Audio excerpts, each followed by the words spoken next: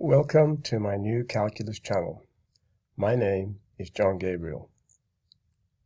So in this video, I'm going to diverge a little bit and talk about my early life experiences. So let's begin. Now, although I used to enjoy reading much, I have always found writing to be bothersome, and it has never been easy for me. Certain people are wired to be good writers, but I'm not one of them. As you continue to listen to me, please bear this in mind, okay? So, my earliest memories began as a toddler of approximately 14 months. And, well, actually, it was more like 11 months. I was born at home. I weighed approximately 8.5 pounds, and according to my mother, my eyes had no defect until I was 2 years old, when I experienced one of the worst fevers that resulted in squinting of both eyes, and I began wearing eyeglasses from a very early age. So I later had 7 eye operations to correct the squints, and although I can control my eyes so that people don't really notice too much, when I'm relaxed, it's very easy for me to be squinting my eyes. Well,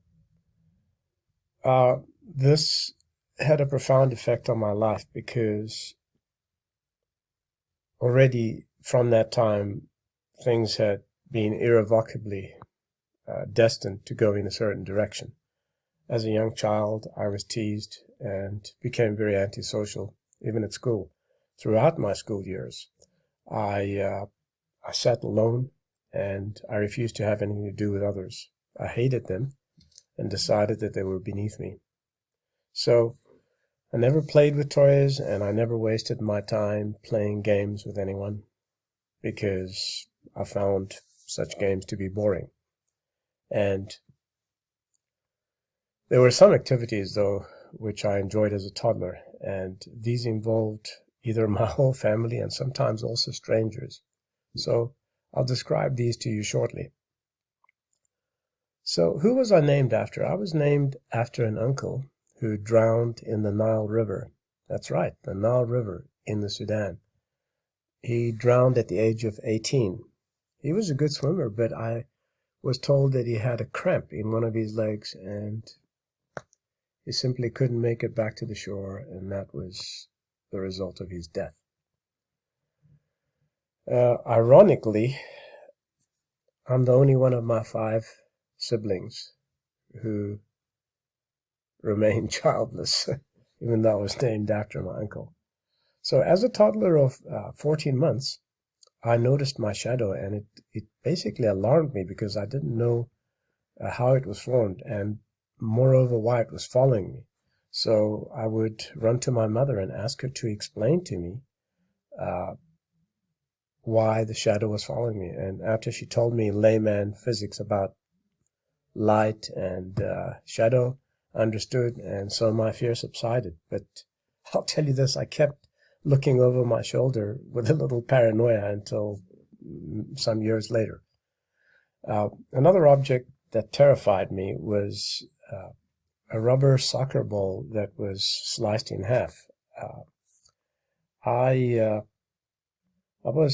had these visions of this semi-sphere just devouring me by surrounding itself around me, and I was really afraid of looking at it, and even more afraid of touching it. So I think the closest phobia that comes to mind is cleithrophobia, which is a fear of being trapped.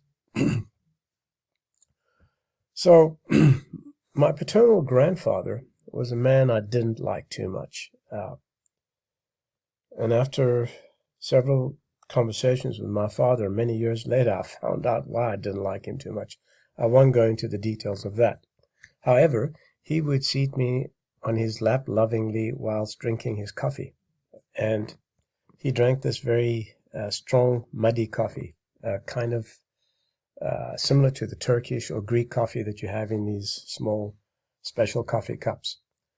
So as he was taking a sip of his coffee, I would spill it all over him, then jump off his lap, running as fast as I could into my mother's arms, with him not far behind, cursing at me, shouting, "You little devil, you little horned devil, just wait until I catch you." So once safe in my mother's arms, I would laugh at him, and it wouldn't be too long thereafter, maybe several days thereafter, he'd forget, and the little incident would repeat again. He'd put me on his lap, talk to me, hug me while drinking his coffee, and I again redo the trick. So that went on countless times. So as a toddler, I wore only a diaper, and I would often leave the house and go on little excursions to the nearby cafe, which was owned by a Yemenite Arab. And I would ask the owner for some candy and Coca-Cola in Arabic, by the way. I used to speak Arabic at that time. I don't remember very much now. And of course, he really liked me, and so he would seat me at one of the tables and give me a little cup with Coca-Cola in it and a piece of halva, which is made out of sesame seeds, honey, and sometimes nuts inside also. And he jokingly asked me, "And what about the money now?" And I would respond, "Well, I don't have any." To which he would smile lovingly, give me a pat on the shoulder, and then walk back to continue doing his work. So my mother was pretty alarmed when she never found me at home, and she'd walk in and, tell the Yemenite owner, "What is my little toddler doing here?" I think the cafe was about, I'd say not more than about 3 or 4 blocks away. But can you imagine a toddler in just a diaper walking that distance without telling his mother where he was going? I'll say this: the smoking Arab patrons really loved me. They would sit there with their hookahs and whatever they were, I don't know, cigarettes, etc., and stare at me and talk to me. Of course, I was focused on the Coca-Cola and the candy. So, anyway, a game I loved to play was a type of hide and seek. And I say a type of hide and seek because it was unannounced. And generally, what I would do is I would hide away in some obscure place, waiting until my absence was noticed, at which time I'd hear a lot of commotions, screams, and shouts, etc., and the search for John Gabriel would begin. And so anyway, I was usually found by my oldest brother, who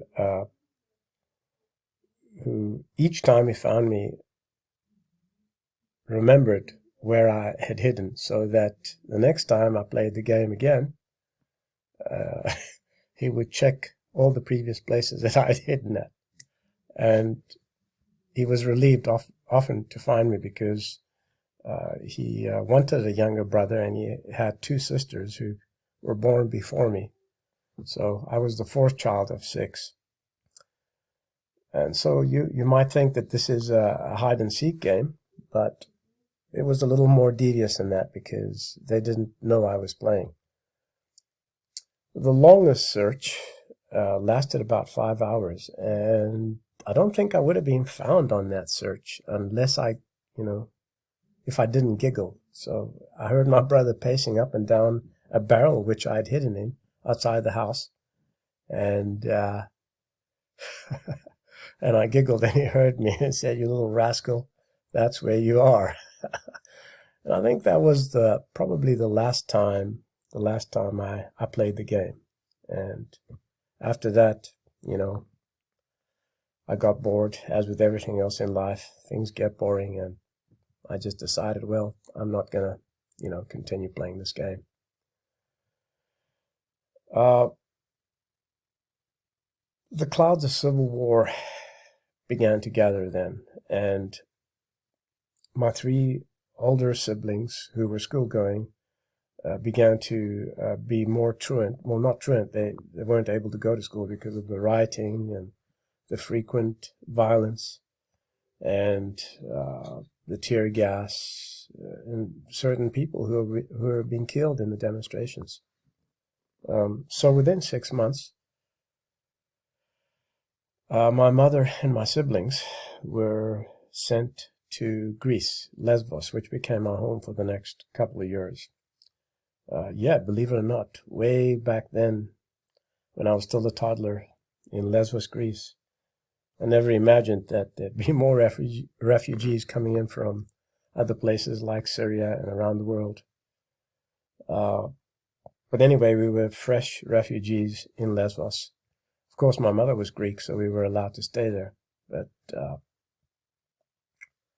that was quite an experience. And I think I'll stop there because I'm running out of time. I'm almost at 12 minutes, so this is a special presentation on my early experiences in life. And I think I'll, in the next video, get back to mathematics again, hopefully. And occasionally I'll produce videos like this where I just talk about my life experiences, because certain people have asked me about it. And I'm telling you, ironically, you know, everyone has a Wikipedia entry, but if somebody tries to put a Wikipedia entry on my new calculus, you'll find it being deleted in less than a few milliseconds because I'm not welcome there. I'm a persona non grata. Not that I care, really. In any case, this is the New Calculus channel. I'm John Gabriel, and until next time, goodbye.